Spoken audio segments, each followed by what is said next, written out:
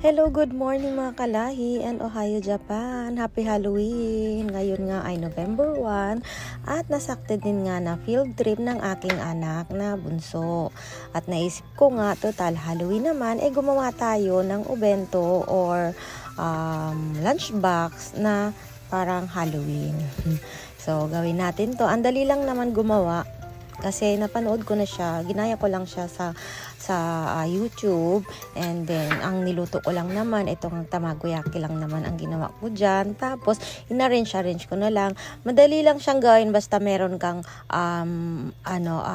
mga gamit.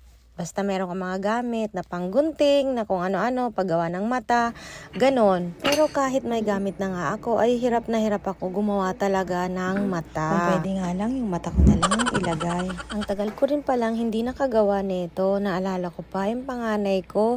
Dahil hindi pa ako doon marunong gumawa ng obento, inaabot ako ng 1 oras mahigit. Dahil dito kasi, kapag field trip nila, yun ang tanoshimi nila or excitement nila ay yung obento box nila or lunch box. Kung ano yung pag-open nila, kung anong character or kung ano-ano, kung depende sa nanay kung anong gagawin nung para mapasaya nila yung kanilang mga anak. So, at ayun nga, akala ko nga yung anak kong bunso ay grade 1 pa lang. Kaya dito ko inilagay sa maliit na baunan. Kaya pinalitan ko siya ng medyo malaki-laking baunan.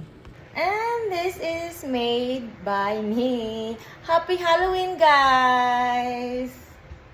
Kaya nung sa panganay ko, talagang hirap na hirap ako. Ngayon ko lang talaga na ang dali-dali lang pala niyang gawin ng obento. At nung pinakita ko nga sa aking anak, ayan na! Dodes ka ne! 早く食べたい。美味しそう。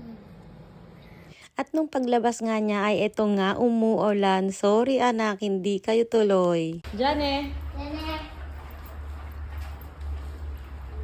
Kapag umulan kasi ay hindi na sila matutuloy sa pag-field trip. Pero yung obento nila or baon, doon na lang nila sa school kakainin. Siguradong excited pa naman yung mga bata pag ganyan. Kasi nagpapakitaan sila ng kung ano-anong obento. Excited pa naman yung anak ko dyan.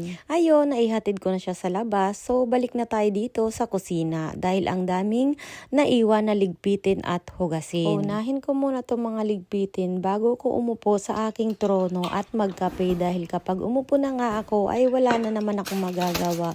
Magmumuni-muni naman ako ng napakatagal hanggat dumating na ang oras ng aking trabaho.